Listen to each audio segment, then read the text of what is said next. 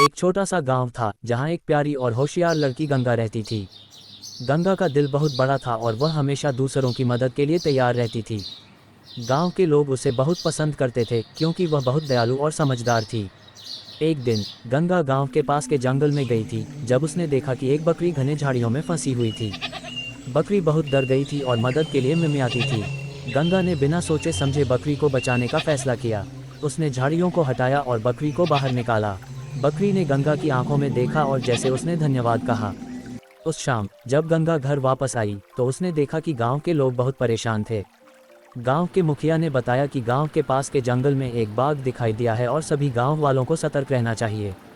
गंगा ने अपने पिता से पूछा, क्या हमें बाघ से डरना चाहिए? उसके पिता ने उत्तर दिया, हमें सावधान रहना चाहिए लेकिन डरना नहीं चाहिए। अगले दिन गंगा ने देखा कि वही बकरी फिर से गांव में आई थी।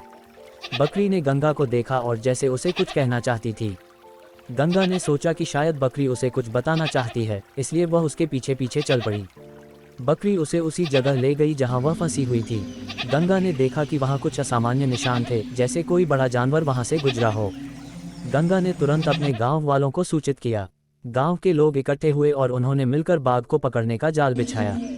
अगले दिन बाघ जाल में फंस गया और गांव वालों ने उसे सुरक्षित रूप से जंगल के एक दूर के हिस्से में छोड़ दिया। गंगा की सूझबूझ और बहादुरी की वजह से गांव वालों ने बाघ से छुटकारा पाया। सभी ने उसकी तारीफ की और कहा, गंगा तुम सच में बहादुर हो।